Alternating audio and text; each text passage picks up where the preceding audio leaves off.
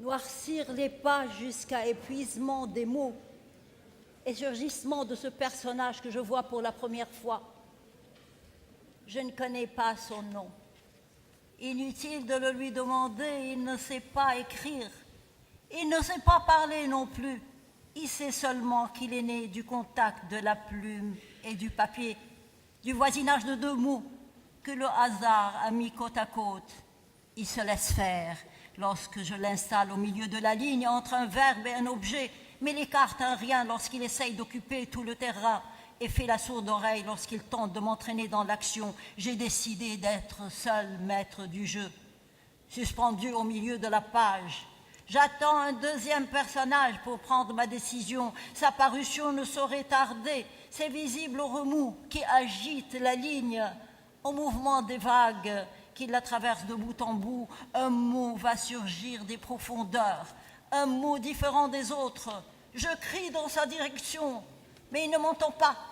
Il se retourne, secoue la tête, comme si mes appels étaient formulés dans une langue étrangère, me conseille de m'adresser à un étage plus bas, à la ligne suivante, puis me glisse subrepticement le mot de passe orti pour faciliter ma tâche. Retiens-le, sinon tu passeras ta vie dans la marge. Une vieille femme pliée jusqu'au sol arrache à main nue l'ortie qui a poussé sur ma marge, sur ma page, puis la lance dans la marge. Elle s'arrête pour me crier qu'elle était ma mère. Je suis forcée de la croire à cause de l'ortie.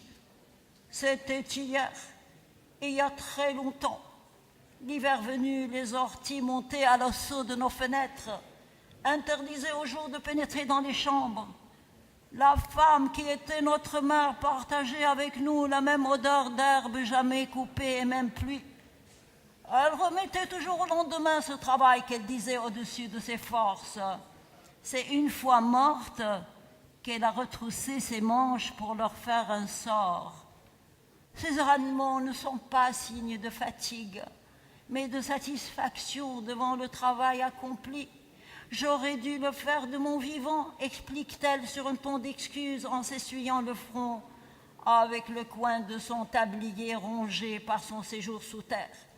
Ma mère parle pour parler, son silence pouvant être mal interprété, faire croire qu'elle est morte.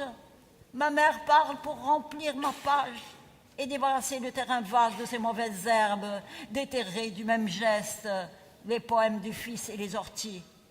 Elle dit des choses sans importance et les années lui tombent dessus à mesure qu'elle parle. Nos cris me suivent en haletant. Changer de pays ne sert à rien.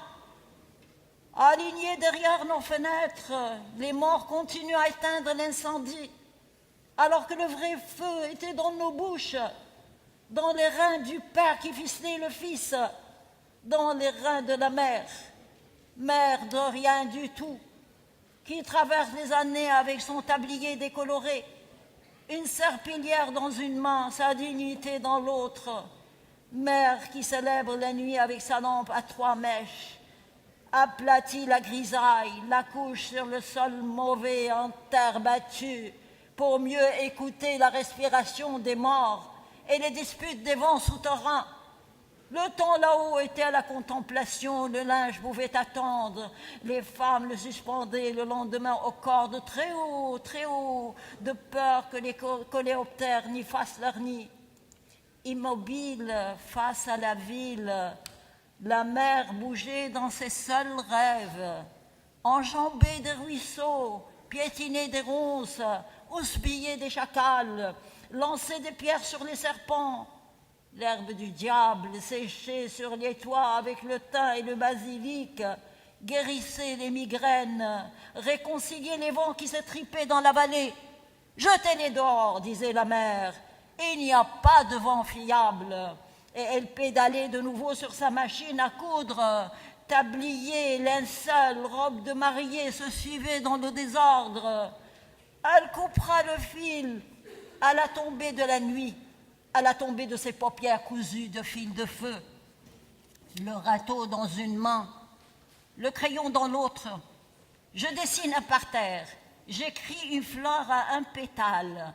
Je désherbe un poème, j'ai écrit entre veille et sommeil. Je fais la guerre aux limaces et aux adjectifs adipeux.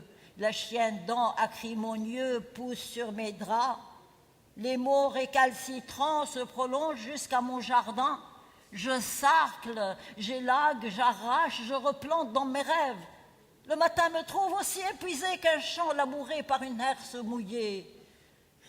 Le rêve, seul moyen de locomotion pour atteindre ma mère qui habite le dessous. Elle se disait la mère de tous ceux qui savent dessiner une maison. C'est pour eux qu'elle trayait la lune. C'est pour eux qu'elle conservait son lait dans une jarre femelle, loin du soleil, qui avait mangé ses 2 fenêtres et roté une écharpe sur son seuil. Assis sur ce même seuil, les mots de ma langue maternelle me saluent de la main. Je les déplace avec lenteur, comme elle le faisait de ses ustensiles de cuisine. Marmite, écuelle, louche, bassine ont voyagé de main en main. Quels mots évoquent la migration d'hommes et de femmes qui fuient génocide, sécheresse, faim, enfants et volailles serrés dans le même baluchon? Parlait-il l'araméen caillouteux, l'arabe houleux des tribus belliqueuses, ou la langue qui teinte comme billes de verre dans nos poches d'enfants? Les obscurcis.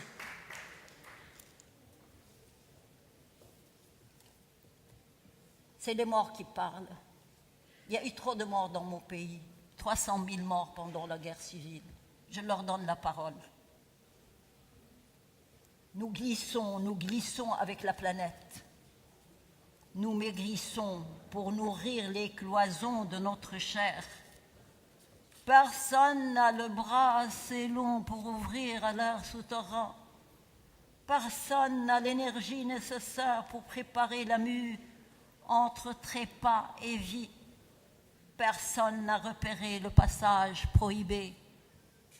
Nous limons nos aspérités pour ne pas éveiller la méfiance de ceux qui nous prennent pour des caisses de clameurs manillées par le vide, des instruments de musique qui émettent le même son osseux. Certains nous assimilent à des loups, alors que nous pataugeons dans nos étuis. N'accusons personne de la restriction de nos déplacements, qu'il nous est interdit de nous aventurer en dehors de nous.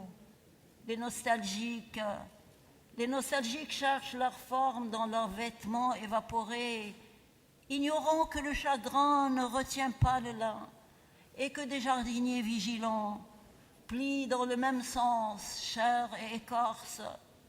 Les rêveurs attendent la saison des lucioles pour copuler. L'Orient pénètre l'Orient. Nous nous emboîtons, nous feignons des coïtes, et que les ascètes s'enterrent de leurs propres mains, draps ou linceul, qu'importe. Les nouveaux venus, repeints à neuf, nous interrogent sur ce qu'ils ont laissé derrière eux, au lieu de nous apprendre ce que nous sommes devenus, pour nous dire si nous sommes mouillés ou secs, vagues ou précis. Ils rient de nous voir si maigres, alors qu'ils perdent du poids à chaque inclinaison de la planète. Quand le dessus devient dessous, entraînant l'horizon et le linge sur les cordes, drap ou linceul, qu'importe. Ils disent des choses pensables que personne ne retient. Sur les vents ébréchés, les parapluies retournés par le vent, mais font l'impasse sur novembre qui referme sa porte après le dernier visiteur. Ils disent nos murs sous-loués, à plus opaques que nous, nos toits devenus piétonniers, nous autres volatiles, bondissant tels cailloux sur l'épaule de l'air, casaniers comme des chevaux, farouches comme if surgit d'un caillou. Notre profil est taillé dans l'aubier, nos gesticulations empruntées à l'arbre. Nous nous frappons la poitrine jusqu'au sol. Lorsqu'une pierre dévale la pente, les bruits à 3 dimensions dépassent notre compréhension. Notre préférence va à l'étal, au rectiligne, parfois au circulaire, quand les sons nous encerclent pour mieux nous surveiller. Pardon. Nous leur prêtons une écoute grandiloquente. Nous les abordons de biais. Je veux un verre d'eau. Merci.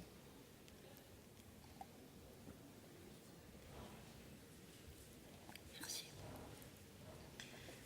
À l'étroit dans nos cages, nous écrivons sans bouger la main. Les mots qui nous font défaut pris dans les livres désaffectés. Meurs si tu veux, disons-nous à celui qui efface ses contours, mais nettoie ton territoire des échardes de tes eaux. Meurs, mais réveille-toi avec ce coq qui clame le jour 3 strates plus haut. Les passants qui nous empruntent disent nos visages clos sur une grande insatisfaction. Ils sont ceux qui crient, nous sommes ceux qui écoutent. Nos colères brèves comme feu de résineux. Nous échangeons nos impressions avec d'autres obscurcis. Les sismographes partagent nos soucis entrés d'encre et de frissons. Le froid s'allume à notre passage. Nous marchons jambes écourtées comme maisons bâties sur le fleuve. Comment nous suivre alors que nous marchons un pied dans l'eau, un pied sur la berge, qu'il nous est interdit de nommer les paysages et que nous ne faisons pas la différence entre un drap et un linceul. Les obscurcis, dit-on, reviennent sur le revers des chemins, déplacent des objets familiers, tirent des tables, empilent des chaises, secouent le contenu des miroirs, puis traversent dans un cri les maisons qu'ils habitèrent et celles qui les habitent. Peut-être que la lune et soleil nocturne, répète-t-il nuit après nuit, que l'ombre de l'érable est une femme aux bras interminables. Peut-être sommes-nous arbres récalcitrants, forêts crayeuses, et ceux qui détiennent le jour sont des obscurcis, une pierre sur la tête. Nous ramassons notre ombre, pressée d'atteindre la muraille avant d'être désuets. Le claquement d'un drap sur une corde appelle un lit défait. Le cri d'eau d'une bassine parle de linge froissé. Les femmes qui essorent larmes et oreillers nous prennent pour duvet sur l'air ce soir, avant de se couler contre les murs. Elles déchiffreront les rayures de nos ongles sur leurs vitres, puis diront qu'ils assurent ce qui reflète et s'habille, c'est telle est leur volonté, mais qu'ils ne touchent pas un seul cheveu du être. Drap ou linceul, qu'importe. Merci.